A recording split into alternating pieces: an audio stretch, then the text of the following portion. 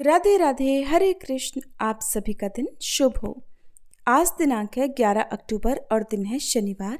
और आज कार्तिक मास के कृष्ण पक्ष की पंचमी तिथि है और पंचमी तिथि आज शाम 4:43 पर समाप्त होगी। आइए सुनते हैं कार्तिक मास महात्म्य के 5वें दिन का अध्याय और कथाएं। अब सुनिए कार्तिक मास की ब्राह्मण दंपत्ति और उनकी बहू और कार्तिक स्नान की कहानी। एक बार की बात है, एक नगर में एक ब्राह्मण और ब्राह्मणी रहते थे। वे रोजाना 7 कोस दूर गंगा स्नान करने जाते थे। इतनी दूर आने जाने से ब्राह्मणी थक जाती थी। एक दिन ब्राह्मणी बोली, काश हमारे भी एक बेटा होता तो कितना अच्छा होता। बेटे की बहू आती और हमें घर वापस जाने पर बना हुआ भोजन मिलता और बहू घर का सारा काम भी कर देती।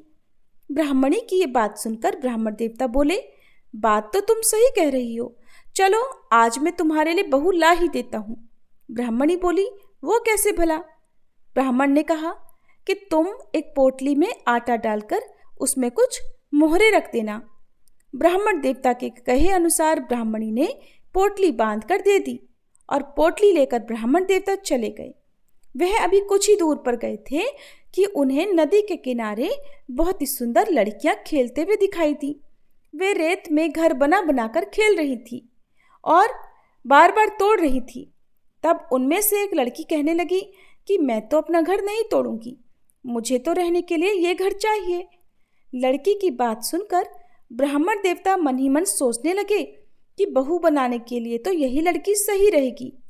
जब वह लड़कियां घर वापस जाने लगी तो ब्राह्मण भी उस लड़की के पीछे पीछे उसके घर तक चले गए जिसने अपना घर नहीं तोड़ा था।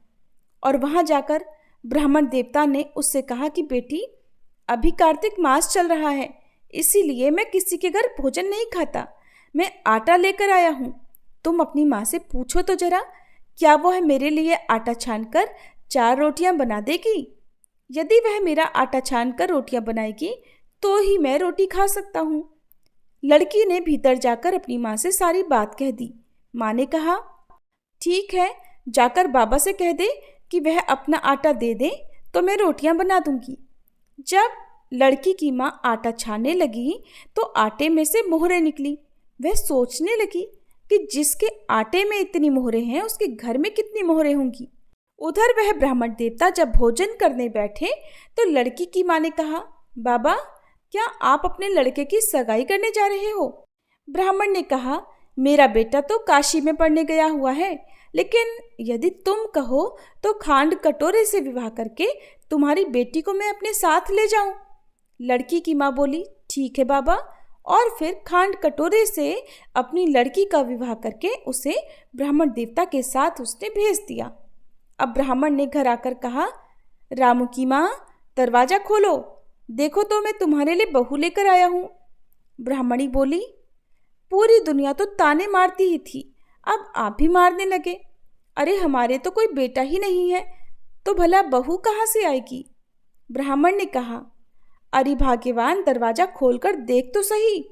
जब ब्राह्मणी ने दरवाजा खोला तो सामने बहू को खड़ी देखा। उसने बहू का प्रसन्न मन से स्वागत किया और खूब आदर सत्कार से घर के भीतर ले गई।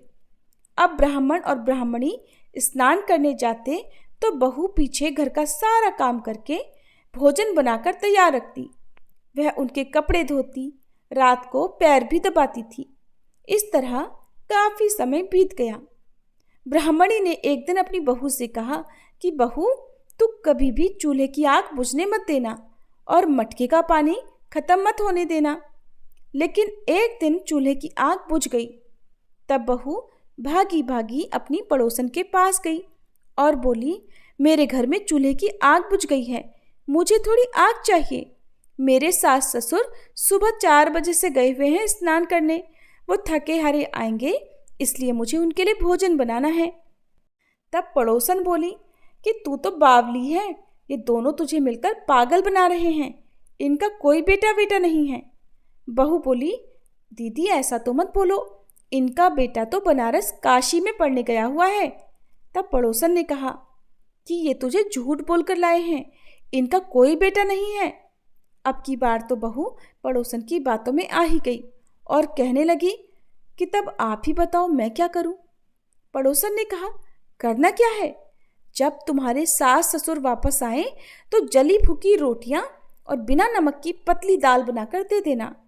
खीर का चमचा दाल में और दाल का चमचा खीर में डाल देना।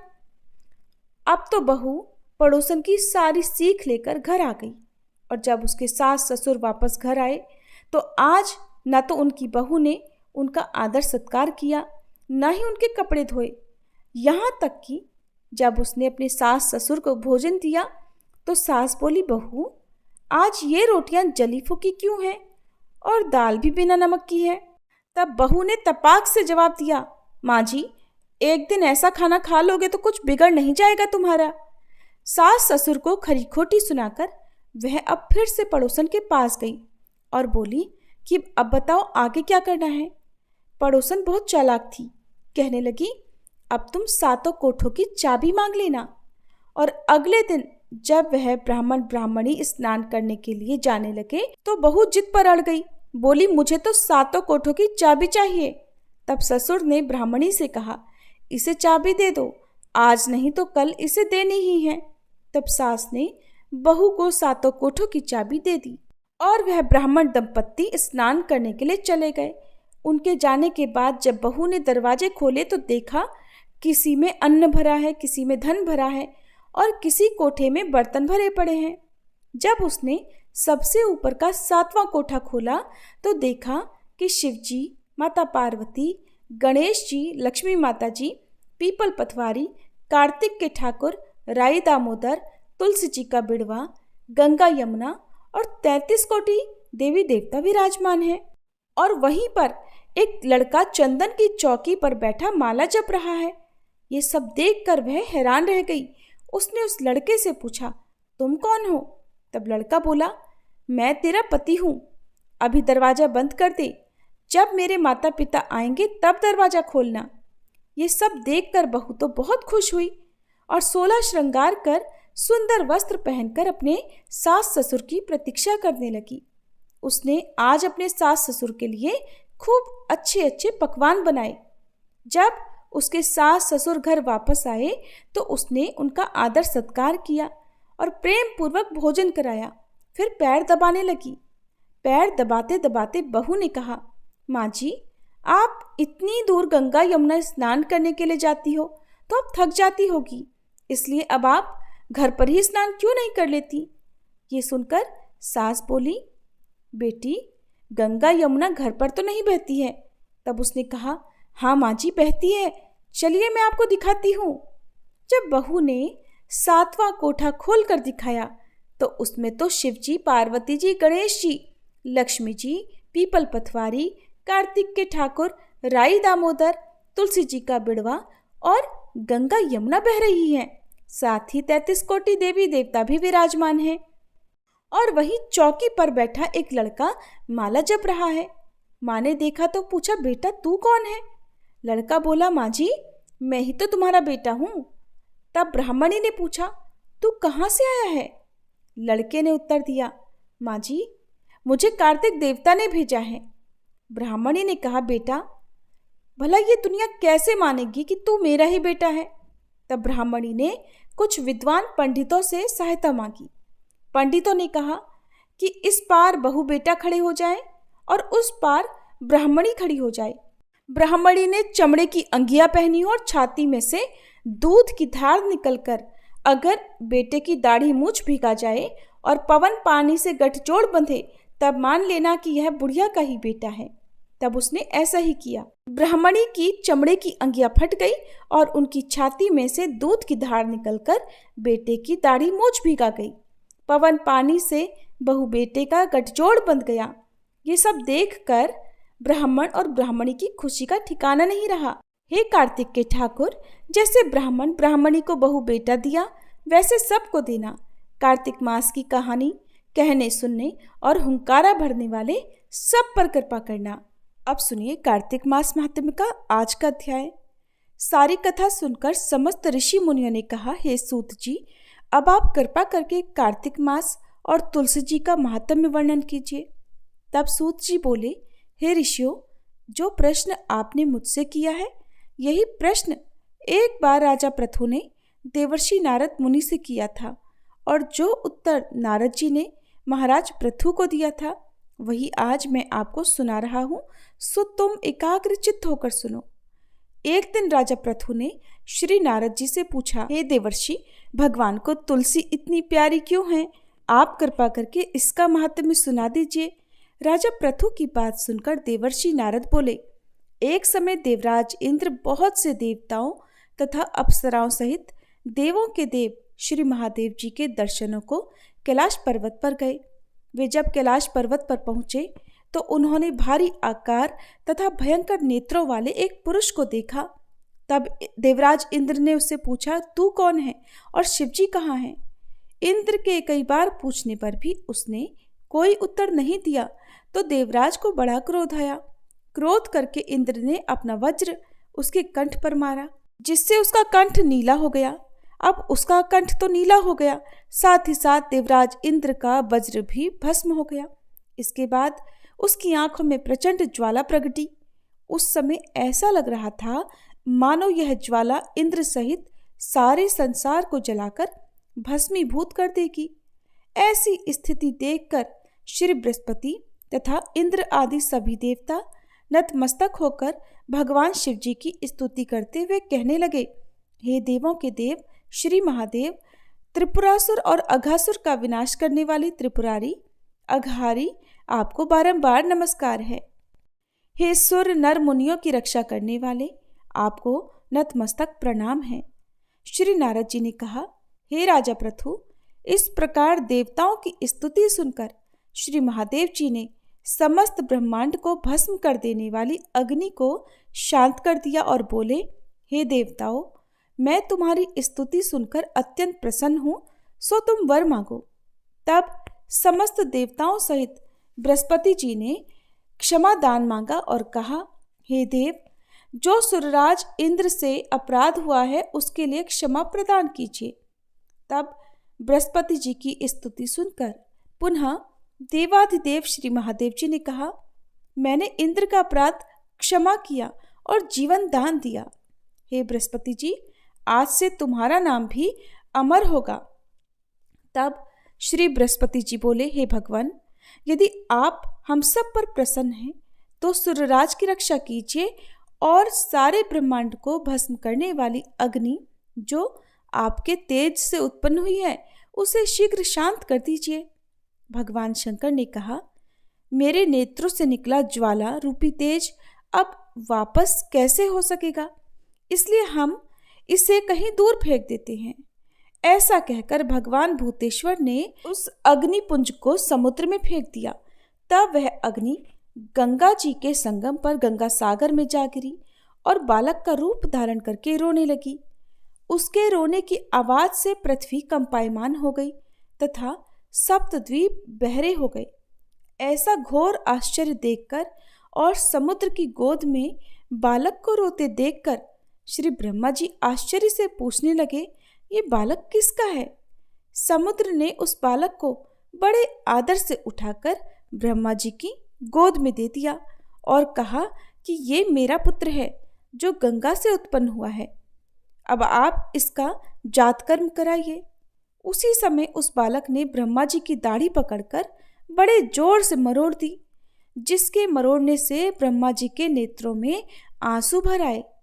तब किसी प्रकार से ब्रह्मा जी ने अपनी दाढ़ी छुड़ाई और कहने लगे, इसने हमारी आंखों से जल निकाला है, इसलिए इसका नाम जलंधर होगा और यह शिव जी के अतिरिक्त संसार में और किसी के हाथों से नहीं मरेगा। इसका कारण ये है कि ये शिव जी के अंश से उत्पन्न हुआ है। ये सुनते ही वह बालक युवा हो गया। तब ब्रह्मा जी ने शुक्राचार्य को बुलाकर उसका राज्याभिषेक कराया और ब्रह्मा जी अंतर ध्यान हो गए। सिंधुराज ने कालनेमी की पुत्री वृंदा के साथ जलंधर का विवाह कर दिया। वृंदा अति सुंदर थी और सारे ब्रह्मांड में प्रथम सती और पतिव्रता थी। परम सुंदरी पत्नी पाकर जलंधर बड़ा प्रसन्न हुआ, इसलिए बड़े आनंद में उनके दिन बीतने लगे। जब जलंधर घर में आता तो वृंदा स्वयं अपने हाथों से पंखा झलती, पाद्य, अर्घ्य तथा आचमन अर्पण करती। इस प्रकार वह अपने पति को नारायण समझकर उसकी सेवा किया करती थी। नारद जी बोले, हे राजन, अब मैं पतिव्रता स्त्रियों के कुछ लक्षण सुनाता हूँ। पतिव्रता स्त्री अपने पति के दुख में दुखी और पति के सुख में सुखी रहती है। पति के परदेश जाने पर विरह वेदना का अथाह दुख सहन करती है और पति के मर जाने पर पतिव्रता स्त्री पति के साथ सती हो जाती है। अपने पति के पाप पुण्य में आधे की भागीदार होती है, इसलिए स्त्री अर्धांगिनी कहलाती है। जो स्त्री अपने पति के साथ सती हो जाती है वह 3.5 करोड़ रोमों के अनुसार 3.5 करोड़ वर्ष तक अपने पति के साथ स्वर्ग में वास करती है। जो स्त्री शमशान भूमि तक जितने कदम उठाकर जाती है उसको एक एक कदम पर एक एक यज्ञ का पुण्य फल प्राप्त होता है। ऐसी स्त्री अपने माता पिता और पति इन तीनों कुलों को पवित्र कर देती है। जिस प्रकार सपेरा सर्प को बिल से बाहर निकाल देता है, ठीक उसी प्रकार पतिव्रता सती नारी अपने पति को नरक से निकाल देती है। इसलिए पतिव्रता स्त्री द्वारा पति के साथ सती हो जाने को परम धर्म माना गया है। जलंधर की कथा पर वापस आते हुए नारद जी ने आगे कहा, हे राजा पृथु, देवताओं के भय से भयभीत होकर जो सब दैत्य पाताल लोक में भाग गए थे वे जलंधर का अभय पाकर पुनः पृथ्वी पर आकर निर्भय घूमने लगे। उसी समय जलंधर ने राहु के कटे हुए सिर को भी देखा तो उसने शुक्राचार्य से इसका रहस्य पूछा। तब शुक्राचार्य ने समुद्र मंथन के समय देवताओं द्वारा अमृत को छले जाने का समस्त वृतांत कह सुनाया। इस प्रकार अपने पिता का मंथन और देवताओं द्वारा दैत्यों का अपमान सुनकर जलंधर को बड़ा क्रोध आया। क्रोध में भरे हुए जलंधर ने घसमड़ नामक दूत को बुलवाया और देवताओं के पास भेजा। घसमड़ ने देवराज इंद्र की सभा में जाकर अभिमानवश न तो मस्तक झुकाया और न नमस्कार किया, बल्कि गरज कर कहा, दैत्यराज, जलंधर ने जो कुछ कहला भेजा है वो सब कान खोलकर सुन लो। उन्होंने कहा है कि मेरे पिता समुद्र का मंथन करके जो 14 रत्न तुमने ले लिए हैं उन पर तुम्हारा कोई अधिकार नहीं है। भलाई इसी में है कि वे रत्न तुम हमको वापस लौटा दो। दूत के ये अभिमान पूर्ण शब्द सुनकर इंद्र भयभीत हो गए और विस्मय के साथ बोले, समुद्र सदैव हमारे शत्रु दैत्यों की रक्षा करता है, इसलिए उसको हमने मत कर जो रत्न प्राप्त किए हैं उन पर दैत्यों का कोई अधिकार नहीं है। दूत ने देवराज के ऐसे वचन सुनकर वापस लौटकर जलंधर को उत्तर सुना दिया। इसको सुनकर जलंधर को बहुत क्रोध आया और देवताओं को जीतने का वह कोई उपाय सोचने लगा। उसने सभी दिशाओं में दूत भेजकर और पाताल में संदेश देकर समस्त दैत्यों को बुला लिया और शुंभ निशुंभ को दैत्य दल का सेनापति बना दिया। उन्होंने दैत्य दल सहित नंदन वन में जाकर इंद्र की अमरावतीपुरी को चारों ओर से घेर लिया। तब देवराज इंद्र की आज्ञा से देवता भी युद्ध के लिए तैयार होकर मैदान में आ डटे। अनेक प्रकार के शास्त्रास्त्रों से दैत्यों और देवताओं में युद्ध आरंभ हो गया। दोनों पक्ष एक दूसरे को मार मार कर गिराने लगे। सब ओर रक्त की धारा बहने लगी। मरकर गिरे हुए हाथी और घोड़ों से पृथ्वी भर गई। जो दैत्य समर भूमि में मर जाते थे उन्हें शुक्राचार्य अपनी संजीवनी विद्या से जीवित करने लगे। उधर देवगुरु बृहस्पति द्रोणाचल पर्वत की दिव्य जड़ी बूटियों का प्रयोग करके देवताओं को दोबारा जीवित करने लगे। जब देवगुरु बृहस्पति द्वारा जड़ी बूटियों के प्रयोग से देवताओं को जीवित करने का समाचार दैत्यराज जलंधर ने सुना तो उसने समस्त बलशाली दैत्यों को एकत्रित करके आज्ञा दी कि समूचे द्रोणाचल पर्वत को उठाकर समुद्र में फेंक दो। जलंधर की आज्ञा पाते ही दैत्यों ने द्रोणाचल पर्वत उठाकर समुद्र में फेंक दिया और फिर घोर युद्ध आरंभ कर दिया। दोबारा प्रारंभ हुए युद्ध में बहुत से देवता मारे गए। तब देवगुरु बृहस्पति जी एक बार फिर संजीवनी बूटी लेने द्रोणाचल पर्वत पर गए, किंतु वहां पर पर्वत को न पाकर और देवताओं का संहार होते देखकर देवगुरु घबरा गए। व्याकुल होकर बृहस्पति देव ने देवताओं से कहा कि शीघ्र यहाँ से भागो, क्योंकि ये दैत्य जलंधर के अंश से उत्पन्न हुए हैं, इसलिए तुम्हारे मारे से नहीं मरेंगे। तब देवगुरु बृहस्पति जी की ये बात सुनकर सब देवता घबरा गए और भयभीत होकर भागने लगे। जब समस्त देवता 10 दिशाओं में भागकर छिपने लगे, तब दैत्यराज जलंधर ने जीत के नगाड़े बजवाते हुए अमरावती नगरी में प्रवेश किया। देवताओं के भागे जाने पर इंद्र की राजधानी अमरावतीपुरी शुंभ और निशुंभ के अधिकार में सौंपकर जलंधर देवताओं का पीछा करने के लिए सुमेरु पर्वत की ओर चल दिया। इंद्र आदि सभी देवता दैत्यराज जलंधर को अपनी ओर आता देखकर भगवान विष्णु की स्तुति करने लगे। वे नतमस्तक होकर विनीत भाव से बोले, हे मच्छ कच्छ आदि अनेक रूप धारण करके अपने भक्तों के दुखों को मिटाने वाले, हे सारी सृष्टि का पालन तथा संहार करने वाले, शंख चक्र गदा और पद्म को धारण करने वाले प्रभु, आपको बारंबार नमस्कार है। हे लक्ष्मी रमणा, हे दैत्यों का नाश करने वाले, हे पीतांबरधारी, हे शरणागतों के रक्षक, आपको नतमस्तक नमस्कार है। जलंधर नामक दैत्य से पीड़ित हम देवताओं के समस्त संतापों को हरने वाले तथा चंद्र सूर्य 2 नेत्रों वाले आपको नमस्कार है। जो कोई भगवान की इस संकट नाशक स्तुति को पढ़ता है, उसके समस्त संकट भगवान स्वयं दूर करते हैं। सो हे राजा पृथु, भगवान देवताओं की स्तुति सुनकर और उनके महान दुखों को देखकर शीघ्रता से उठकर और गरुड़ पर सवार होकर जाने लगे। तब श्री महालक्ष्मी जी ने पूछा, हे प्रभु, आप कहाँ जा रहे हैं? तब भगवान विष्णु ने उत्तर दिया, देवी, तुम्हारे भाई जलंधर के भय से भयभीत तथा पीड़ित देवताओं की सहायता करने को जा रहा हूँ। प्रभु की ये बात सुनकर लक्ष्मी जी बोली, भगवान, मैं आपकी परम प्रिय हूँ, फिर आप मेरे भाई को कैसे मार सकते हैं? तब भगवान कहने लगे, शंकर जी से उत्पन्न और ब्रह्मा जी के वचन के कारण हम जलंधर को कदापि नहीं मारेंगे। लक्ष्मी जी को यूं समझाकर शंख चक्र और खड्ग लेकर भगवान विष्णु जलंधर से युद्ध करने हेतु युद्ध भूमि में पहुंचे। उस समय बहुत से दैत्य गरुड़ के पंखों के वेग से ही मारे गए। पवन से पीड़ित दैत्यों को देखकर जलंधर को अत्यंत क्रोध आया और वह स्वयं भगवान विष्णु के सम्मुख युद्ध करने को आ गया। उस समय जलंधर और भगवान विष्णु में घोर युद्ध हुआ। उस समय बाणों से आकाश ढक गया।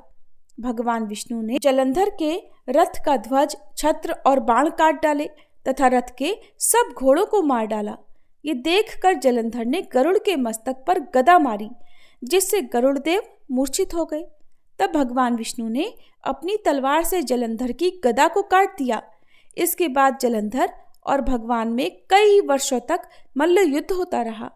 जलंधर और भगवान विष्णु के इस घनघोर युद्ध को देखकर सारा ब्रह्मांड भयभीत होकर कंपायमान हो गया था।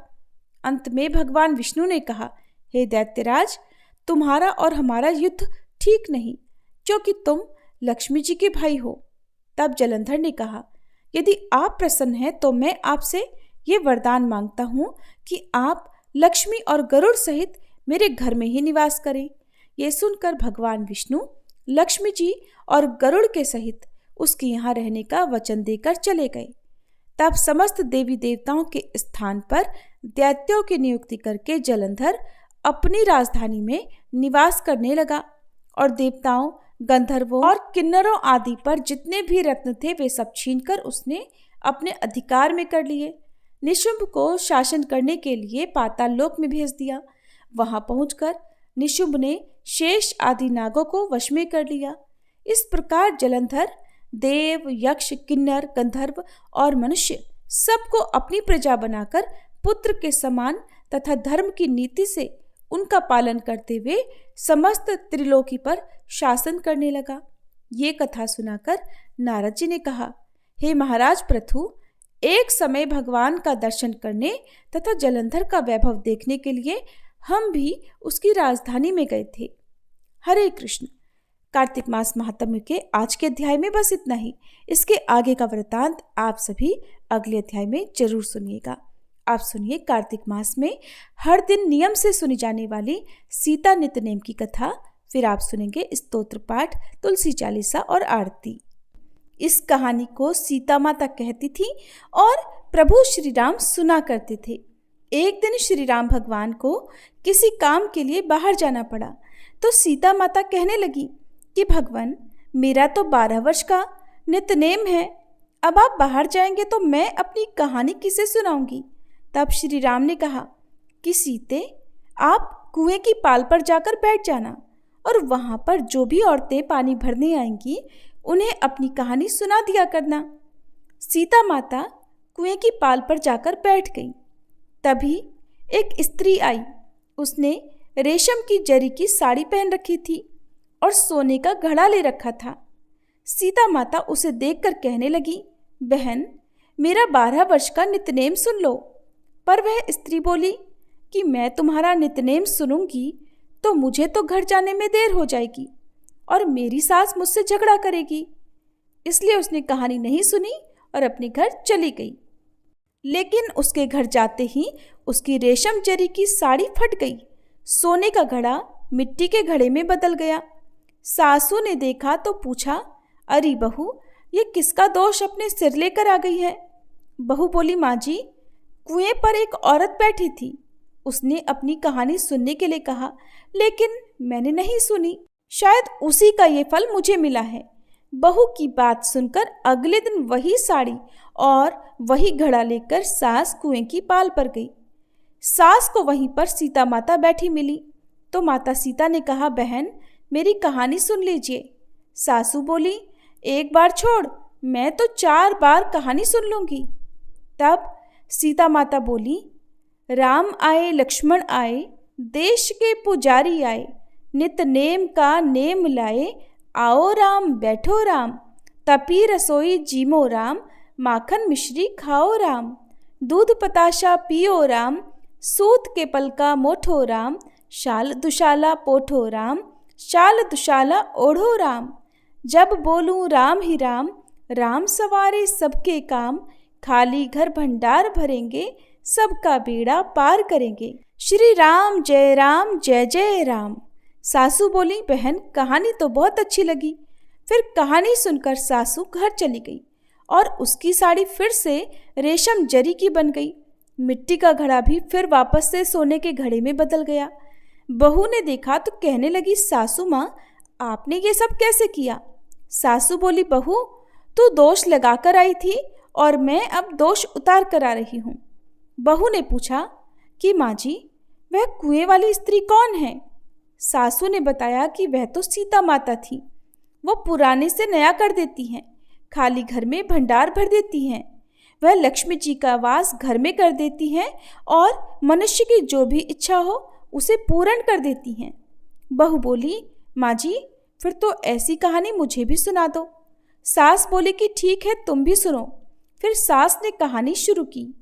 राम आए लक्ष्मण आए, देश के पुजारी आए, नित नेम का नेम लाए, आओ राम बैठो राम, तपी रसोई जीमो राम, माखन मिश्री खाओ राम, दूध बताशा पियो राम, सूत के पल का मोठो राम, शाल दुशाला पोठो राम, शाल दुशाला ओढ़ो राम। जब बोलूं राम ही राम, राम सवारे सबके काम, खाली घर भंडार भरेंगे, सबका बेड़ा पार करेंगे। बोलो श्री राम जय जय राम। कहानी सुनकर बहू बोली, माँ जी, कहानी तो बहुत अच्छी है। सासू ने कहा, ठीक है, अब से हम इस कहानी को रोज किया करेंगे।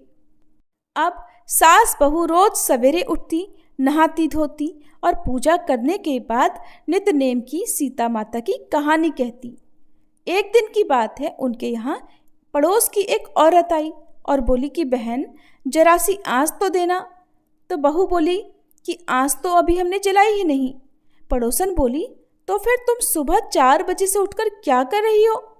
तो उन्होंने कहा कि हम तो सुबह सुबह उठकर पूजा करते हैं, फिर सीता माता की नित्यनेम की कहानी कहते हैं। पड़ोसन ने उनकी बात सुनकर फिर कहा कि सीता माता की कहानी कहने से तुम्हें क्या मिला।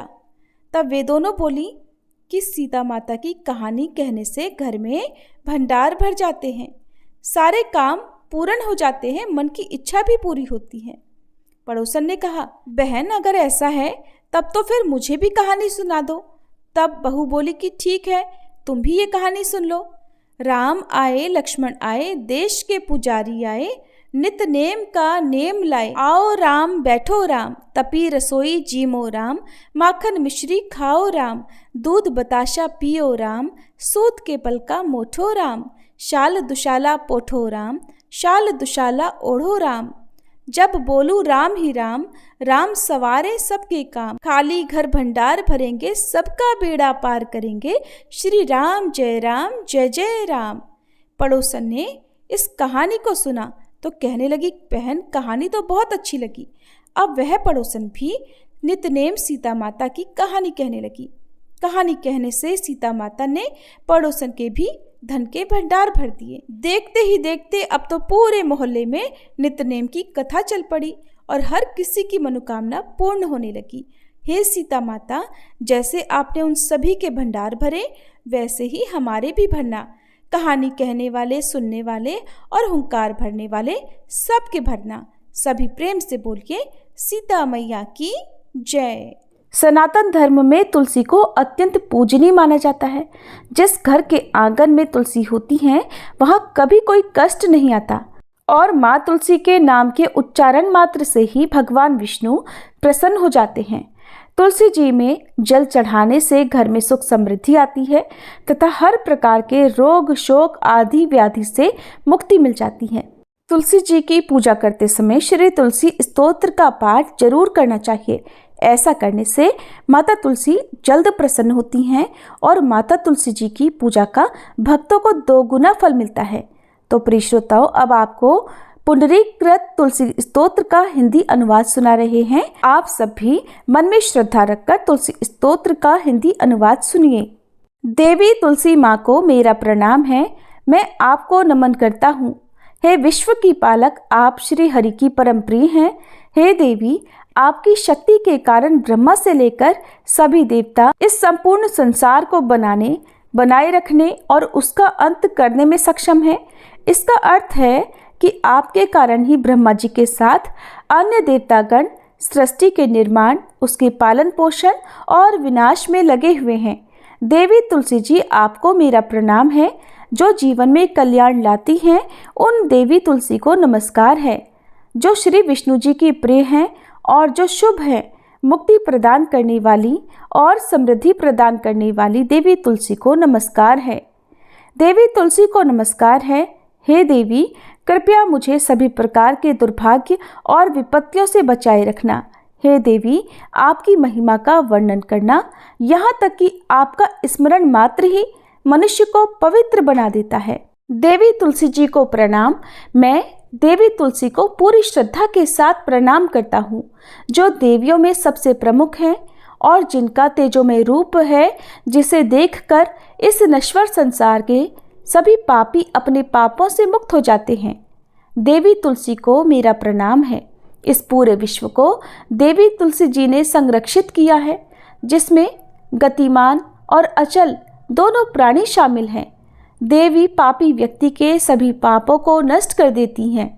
एक बार जब वे उन्हें देखते हैं और भक्ति के साथ उनके सामने आत्मसमर्पण करते हैं, इसका अर्थ है कि माता तुलसी चर और अचर समेत पूरे जगत की रक्षा करती हैं और अपने दर्शन मात्र से ही पापी मनुष्यों के सभी पापों को नष्ट कर देती हैं, या फिर तुलसी जी के दर्शन मात्र से ही पापियों के पाप नष्ट हो जाते हैं। देवी तुलसी को मेरा प्रणाम है।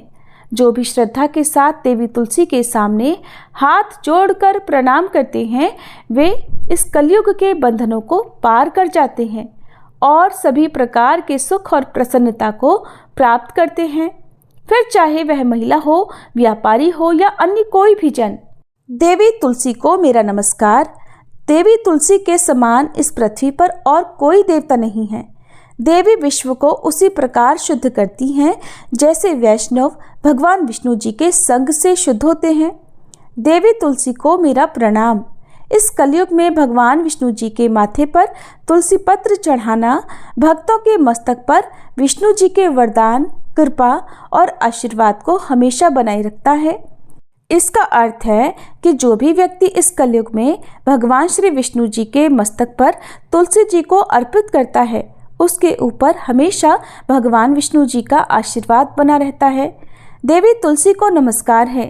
तुलसी जी में हमेशा सभी देवी देवताओं का वास रहता है, इसलिए इस संसार में तुलसी जी की पूजा करना सभी देवी देवताओं की पूजा के समान है। इसका अर्थ है कि तुलसी जी की पूजा से सभी देवों की पूजा संपन्न हो जाती है। देवी तुलसी को मेरा नमस्कार है। आप सब कुछ जानने वाली हैं और भगवान विष्णु जी के प्रिय हैं। अपने भक्तों को आप सभी प्रकार की समृद्धि प्रदान करती हैं। देवी, कृपया मुझे सभी प्रकार के पापों से बचाएं। हे देवी तुलसी जी को नमस्कार है। पहले के समय में यह भजन बुद्धिमान पुंडरीक के द्वारा हर रोज भगवान श्री विष्णु जी की पूजा करते हुए उन्हें तुलसी के पत्तों से अलंकृत करते हुए गाया जाता था। देवी तुलसी जी को नमस्कार है, जिनके 16 नाम हैं तुलसी, श्री, महालक्ष्मी, विद्या, अविद्या, यशस्विनी, धर्म का अवतार यानी धर्म्या, धर्मानना, देवी, देवी देव मनः प्रिया यानी देवियों और देवों को प्रिय, लक्ष्मी जी की प्रिय सखी, देवी, स्वर्ग, भूमि यानी पृथ्वी, अचला यानी स्थिर, चला यानी अस्थिर। देवी तुलसी के इन 16 नामों का भक्तगण पाठ करते हैं या महिमा गाते हैं।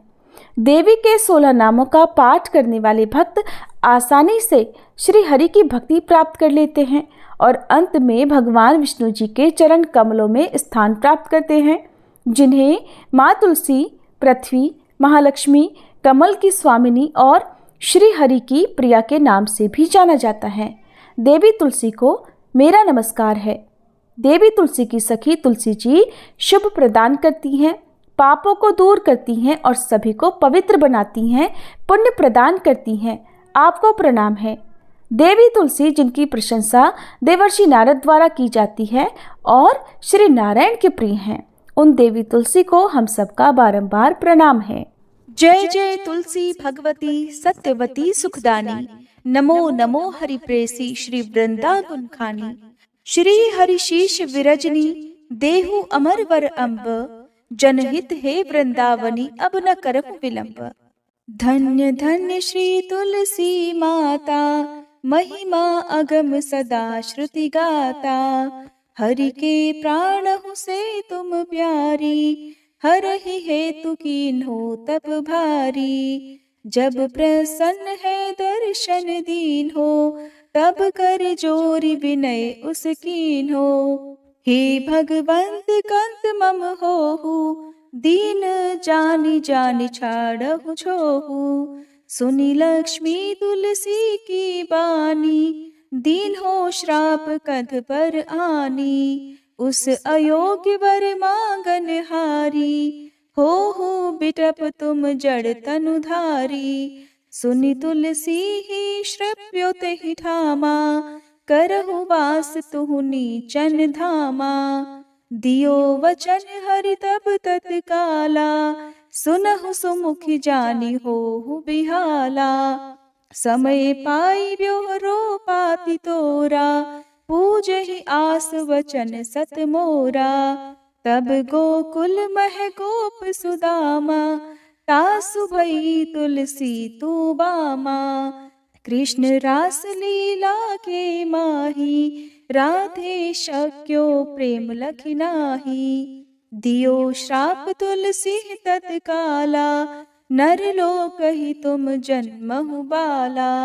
यो गोप वह दानव राजा, शंख चूर्ण नामक शिर ताजा। तुलसी भई दासु की नारी, परम सती गुण रूप अगारी। अस द्वै कल्प बीति जब गयहु, कल्प तृतीय जन्म तब भयहु। वृंदा नाम भयो तुलसी को, असुर जलंधर नाम पति को। कर अति द्वंद अतुल बल धामा, कीन्हा शंकर से संग्रामा। जब निज सैन्य सहित शिव हारे, मरहि न तब हर हर ही पुकारे। पतिव्रता वृंदाती नारी, को न सके पति ही संहारी। तब जलंधर ही भेष बनाई, वृंदा ढिग हरि पहुँचो जाई। शिव हित लहि करि कपट प्रसंगा, कियो सतीत्व धर्म तो ही भंगा। भयो जलंधर कर संहारा, सुनी उर शोक उपारा। तिह क्षण दियो कपट हरि तारी, लखि वृंदा दुख गिरा उचारी। जलंधर जस हत्यो भीता, सोई रावण तस हरहि सीता। अस प्रस्तर सम हृदय तुम्हारा, धर्म खंडी मम पति संहारा। यही कारण लहि श्राप हमारा, होवे तनु पाषाण तुम्हारा।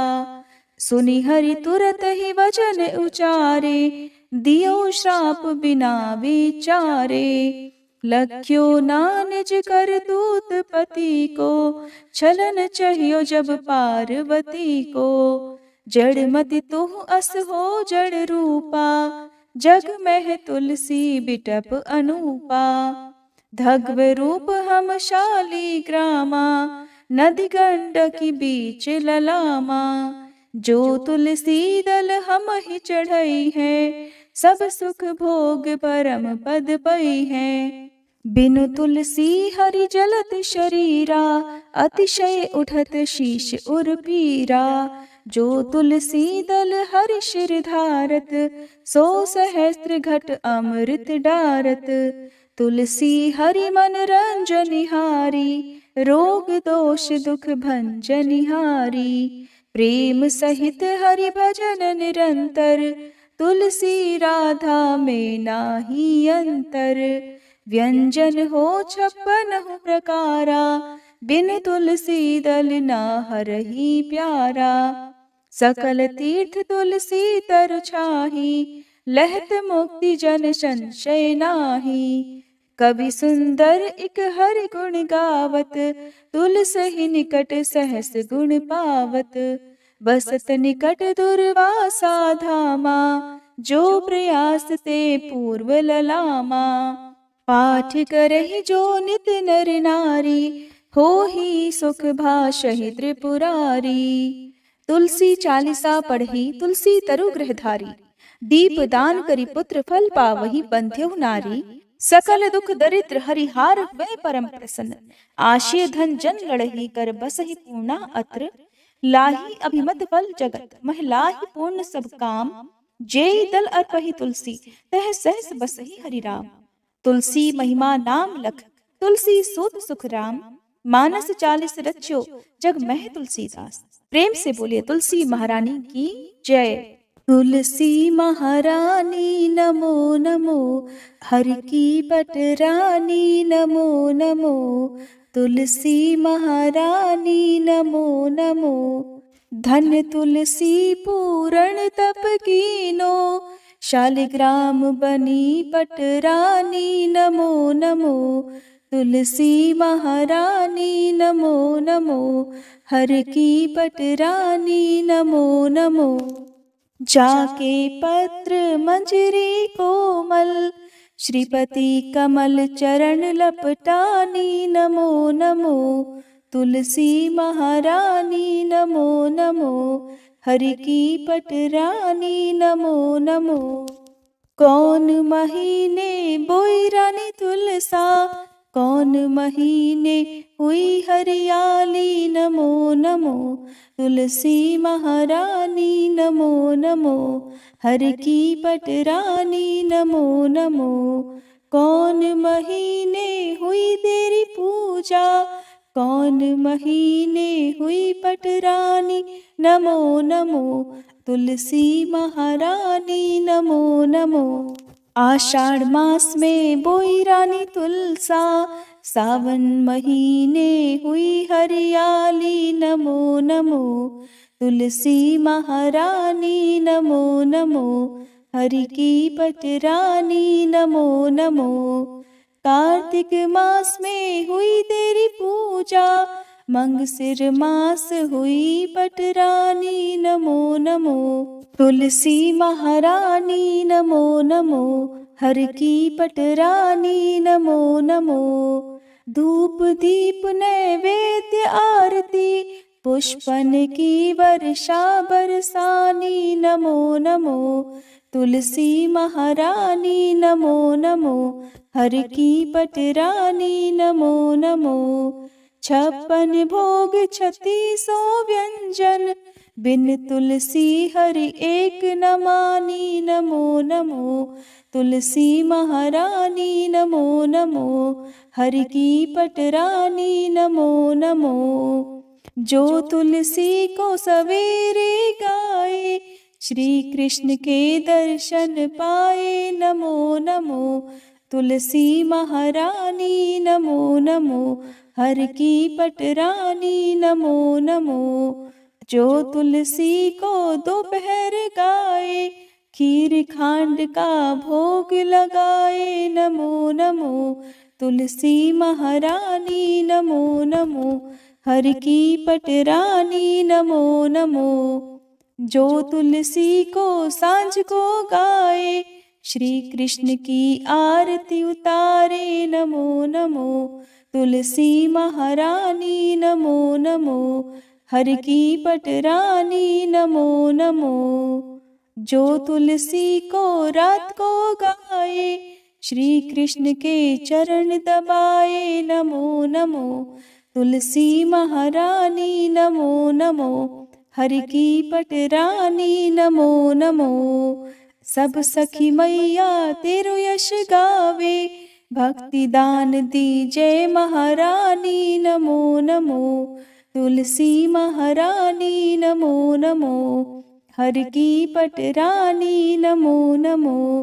तुलसी महारानी नमो नमो, हर की पटरानी नमो नमो। प्रेम से बोलिए श्री कृष्ण भगवान की जय, तुलसी महारानी की जय।